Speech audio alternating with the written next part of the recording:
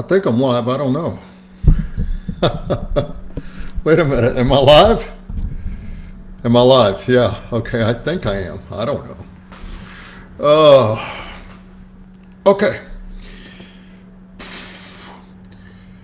What I'm going to do? I've been praying and thinking about what to write and talk about, and I think what I want to do is do an inductive study of the whole Book of Proverbs.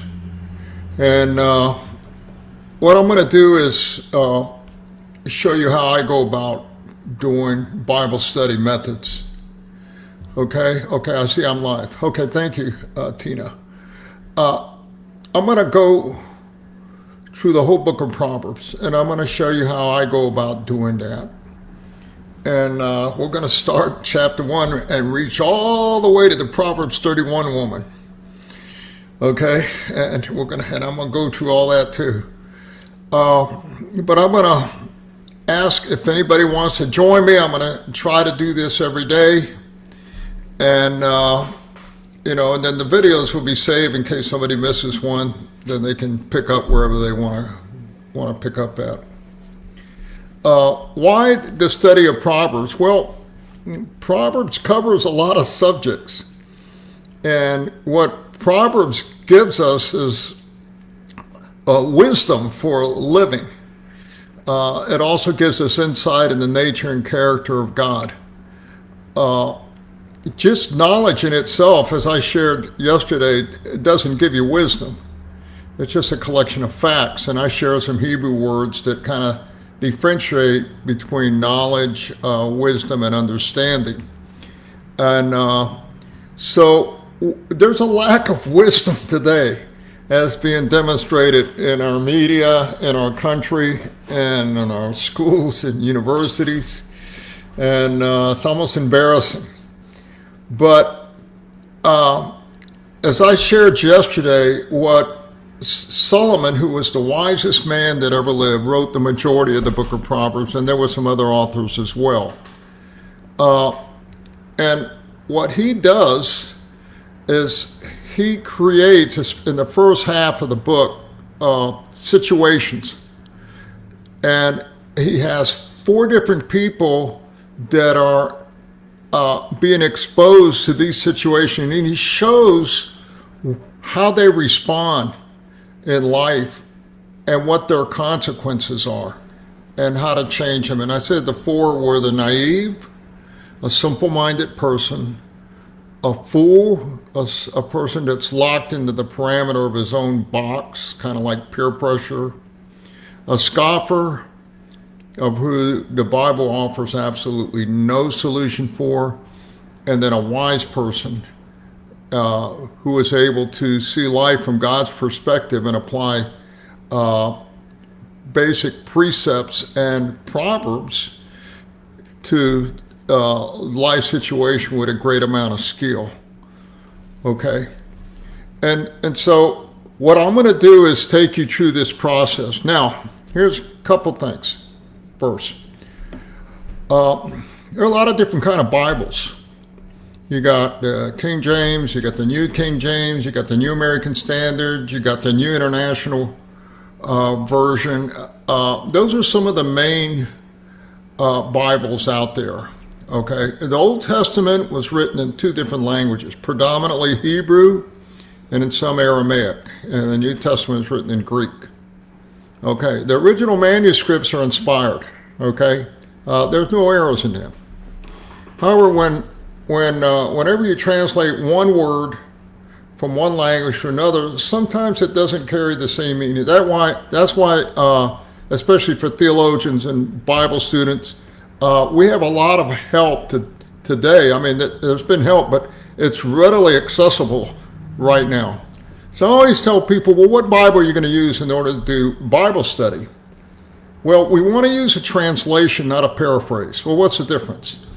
A translation, for the most part, is a word-by-word translation from the original into the modern vernacular, whatever we use here, is English, okay?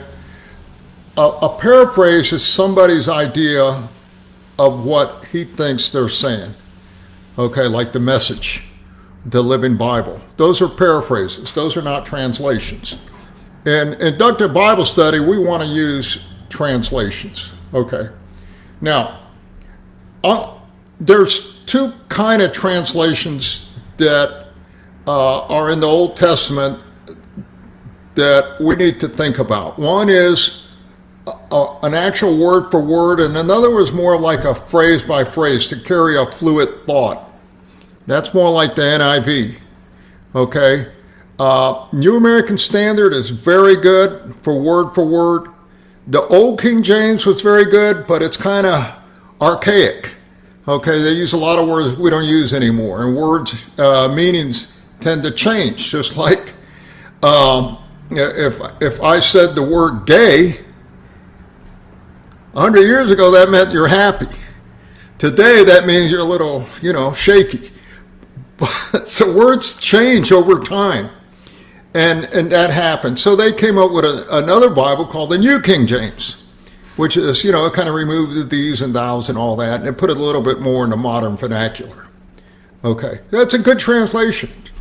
I'm going to use, for the most part, I'm going to use the New International Version. Now, you need to understand, I have the original New International Version, which is almost impossible to get. In fact, I was looking on Amazon, eBay, but they were running like $1,500. Okay. And unfortunately, what happens is you have different publishers, and they publish it, and they change some words. But for the most part, what I always tell people to do when they're doing inductive Bible study is do what's called the 3 out of 4 rule. Get 3 major translations, go through them, and see if they agree. Okay, and that's what I do. And most good Bible students, that's what they do. Okay. Now, and I'll show you, I'll read a little bit right off the back in the first chapter and show you what I mean by that. And I'll show you, let's see, yeah, I got King James here, to an Old King James, and show you how some of those words are, we don't use them anymore, Okay. Why study Proverbs? Look, Proverbs is going to talk about a lot of subjects, negative and positive. They got a lot of subjects. I got a list of them. Okay. It's going to talk about how to be righteous. It's going to talk about life, knowledge, work, diligence, orderliness, success, self-control, faithfulness, obedience, honesty, integrity, justice, truth, honor. And the list goes on and on and on. Friendliness, wealth, debt, relationships. All this thing is going to talk about. Negative, it's going to talk about death, ignorance, laziness, disorderliness, failure, anger, cheating, rebellion, impurity, slander, bad company, worry, misery, envy, unteachableness. It's going to talk about a lot of different subjects. And what happens in life is unexpected situation comes up. Okay. What do I do? Right now, what application am I going to make in this situation, in this circumstance? Okay. Now, the simple person doesn't have any guidance as to what to do. He's just carried and floated around whichever way the wind blows. A fool, he's going to make choices based on the world, the flesh, and the devil. Okay, they're not going to be good choices. Trust me. The scoffer, he is so bad that the only influence that he has is negative, which we have it a lot in our government and universities and even in churches, And then you have the wise person who's going to respond the way God would have him respond. Okay? And he's going to live his life with a great amount of skill. And as a result, he's going to avoid a lot of trouble that these other 3 are going to get themselves into. Even some to the point of dying. Okay? And we've all seen people make a lot of bad choices in life. But if you read through the book of Proverbs, it's going to help you to make wise choices. Now, I always tell young people, especially children, as they're learning, need to get in the book of Proverbs. Teenagers need to get, in their teen years when they're developing character, need to keep studying in the book of Proverbs because that they need to be able to develop their own convictions about what's right and wrong. Okay? And there's no better book in the Bible than the Book of Proverbs to help guide them through that process. So it's real important that we go through this. I periodically go into the Old Testament, read Proverbs, I read Psalms, and I read New Testament. And just to help, and not only that, but to remind me. You know, sometimes I'll get caught up in things and I'll forget. God, why did I do that? It's so stupid, you dummy, Manny.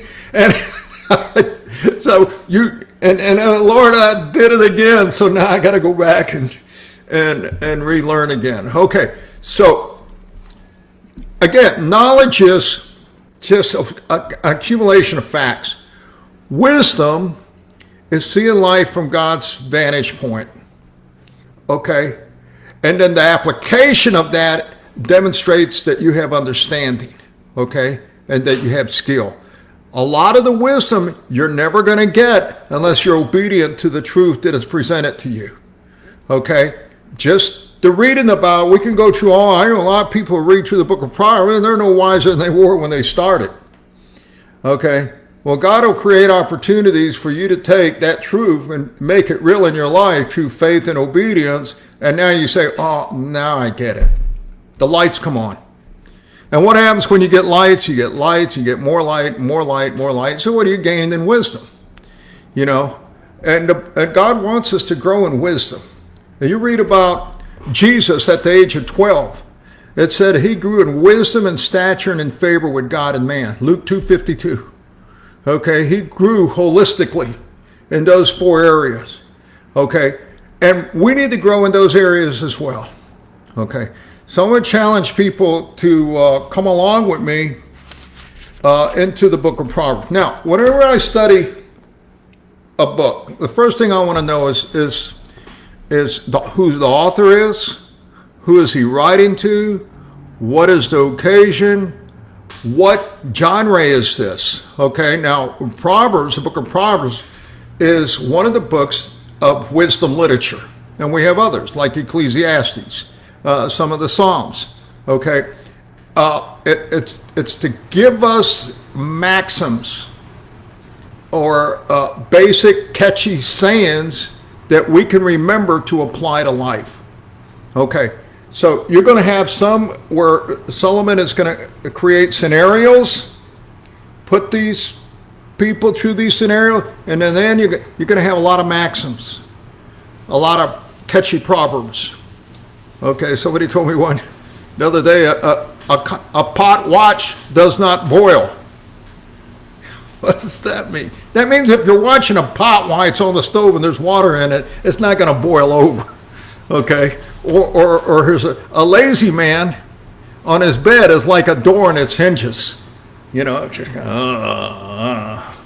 that's a proverb. A lazy man on his bed is like a door on its hinges. He's just turning from side to side. They're not making progress.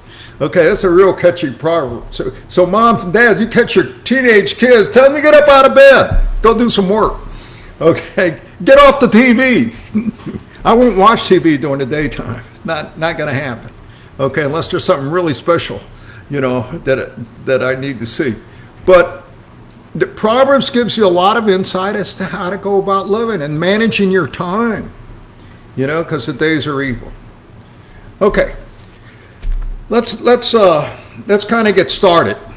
Okay, I'm going to read here. Let me show you first of all some differences here. Okay. I got 4 different kind of Bibles here in front of me.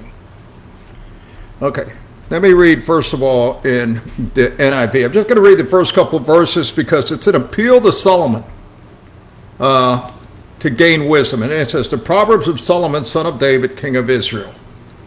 And then he's going to give the purpose for it. Okay, now, and why I like the NIV in this case is because it has what's called purpose connectives.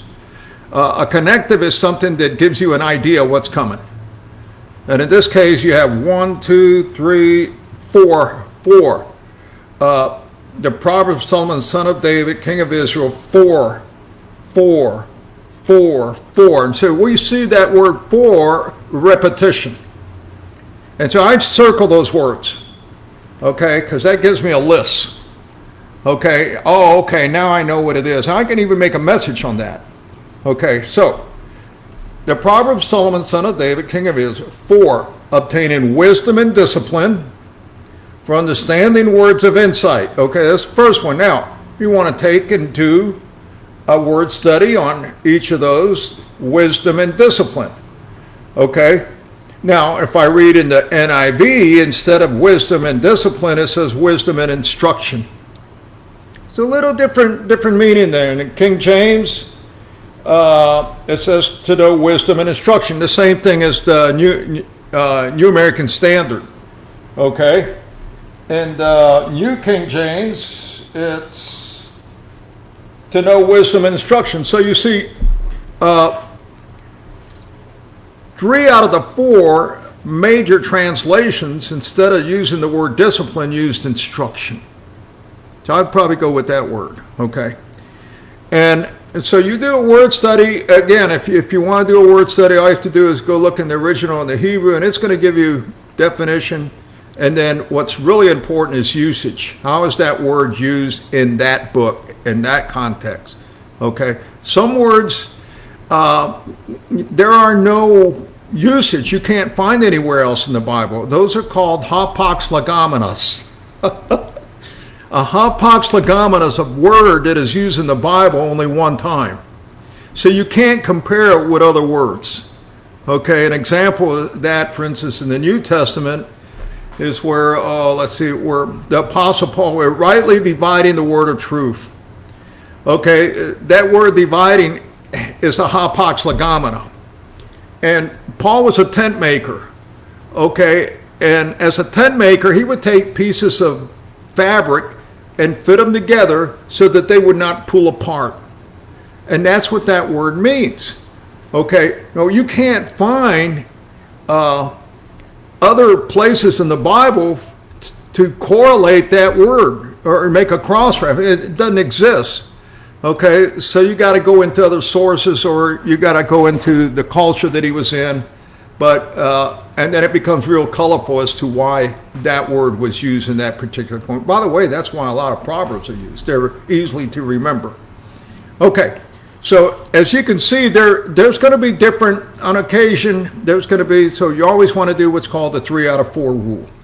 Okay, let me continue. Now, I'm going to use the NIV, then I'll cross over sometimes into the New American Standard, which I like. The New American Standard, it's a little woody, but I believe it's the most accurate word-by-word translation. Okay, I think the NIV has a little bit better flow of thought. The King James is really accurate in its translation as well. I'd stay away from these newer translations, though. Okay. Here we've got 1, 2, 3, 4 fours. First of all, for attaining wisdom and discipline, for understanding words of insight. Okay, now that's a pretty good thing.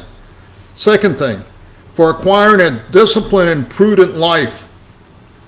Okay, doing what is right, just, and fair. Third thing, for giving prudence to the simple, knowledge and discretion to the young. Let the wise listen and add to their learning. So it's for everybody. For the simple, like little kids, up to teen years, and then for the wise, they're going to build on that. As for adults, and let the discerning get guidance for understanding proverbs and parables, the sayings and riddles of the wise. And then it says, and it begins, the fear of the Lord is the beginning of knowledge, but fools despise wisdom and discipline. You need to understand, little children have no inclination for wisdom. They can live their life apart from it. That's why you got to introduce it to them. They don't want wisdom. They got that sin nature running around in them.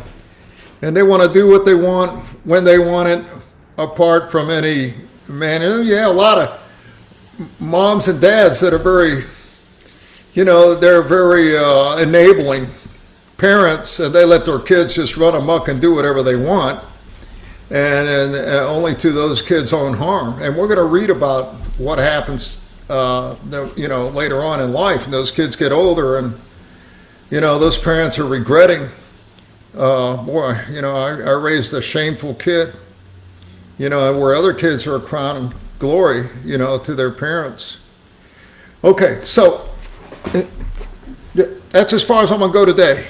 Okay, what we have here in this section is an appeal. And Solomon has given us the reason why the book of Proverbs was written. It's for these reasons. Now, let me ask you a question. Do you need some of these things in your life? Do you need wisdom? Do you need discipline? Do you need knowledge? Do you need understanding? Do you need words of insight? Do you need to see life from God's vantage point? Do you need to know how to do the right thing at the right moment in the spur of the moment? Okay? I do all the time. So we'll pick up tomorrow. What you may want to do is find either NIV, if you can go to the one that was written around 1975, 76 version. If you get hold of one of those, I happen to have one here. They don't make it more, it'll be very difficult to find. If you find one, grab it. And they're worth a lot of money. If you don't believe me, look on eBay. Okay? Because people know that there isn't, they changed a lot since then. Okay? Or you can get what's called inductive Bible study book, Bible, New American Standard by Holman. Okay, this is mine here. I've had it, and it's fallen apart. I've had this thing for, almost 50 years. Okay, and I got all my notes and stuff, a lot of stuff written in it. Or you can go get a King James, or the New King James. We're going to be using those four Bibles. Probably I'm going to use a lot of NIV and NASB. Okay? Any questions that you have for me, or the big picture again? You got scenarios that are going to be presented to different people. At first, we have an appeal by Solomon for people to get involved in this, and then we're going to have maxims. So we're going to cover a whole lot of different subjects, and so there should be no more excuses for making bad choices. Okay? It's your own fault. We got informed. We're informed here. Okay? And so I'll talk to you tomorrow. God bless you all.